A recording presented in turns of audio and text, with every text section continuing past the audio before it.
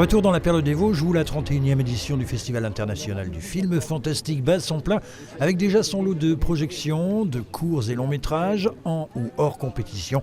Plus d'une quarantaine de films, suceurs de sang, morts vivants, psychopathes, il y en a pour tous les goûts et toutes les frayeurs sont possibles. Des frissons que sont venus ressentir de nombreux spectateurs, toujours avides de découvertes. On sait qu'il y a beaucoup de films qui ne sortent pas au cinéma derrière. Donc c'est vraiment l'occasion de voir des fois des petites pépites qu'on reverra peut-être jamais. Donc voilà. C'est plutôt chouette de faire découvrir à plusieurs et voilà. Enfin moi c'est ma 2e année donc pareil, je suis pas forcément la plus experte ici mais ça me plaît.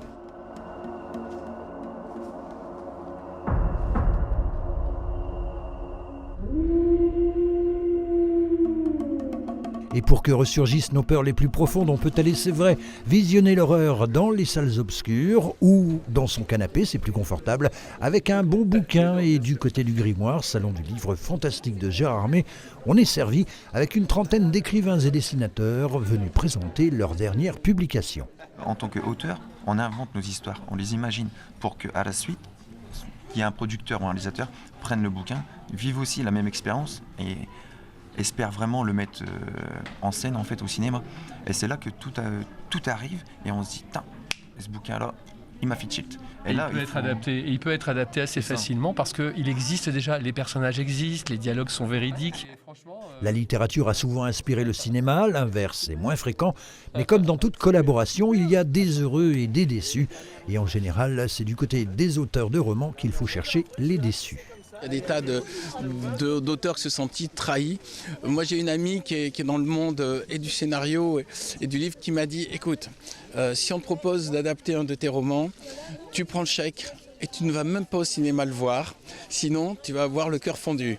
Mais c'est plus difficile de faire un scénario que de faire un roman parce qu'il y a cette contrainte du temps et il y a aussi cette contrainte de l'émotion. C'est-à-dire qu'il faut tout le temps de l'émotion dans un film, alors que dans un roman, on peut se permettre des scènes de description. Voilà. À Gérard Armé, on a aussi des hommages et des masterclass. Celle de ce vendredi après-midi à la MCL était animée par le réalisateur anglais Gareth Edwards, qui, le moins que l'on puisse dire, a des mains d'argent, puisque... Vous êtes le seul réalisateur à avoir fait tourner dans vos films Godzilla,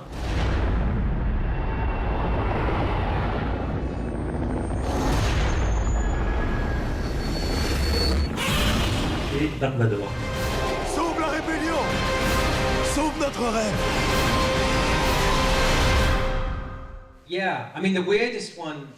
C'est vrai que pour moi, c'était très étrange de filmer Dark Vador. On parle de Godzilla, mais pour moi, Dark Vador est un personnage tellement impressionnant et incroyable que se l'approprier pour un réalisateur, ce n'est pas évident.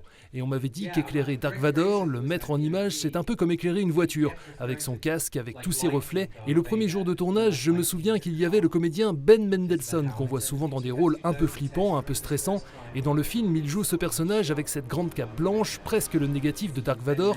Et donc dans la scène où ils se retrouvent tous les deux, à un moment, Ben me dit « Viens, il faut qu'on parle. Est-ce que tu te rends compte qu'on est en train de tourner avec Dark Vador ?» Voilà, il est devenu un peu fou comme ça, il était très excité. Et donc on a fait la scène et c'était formidable.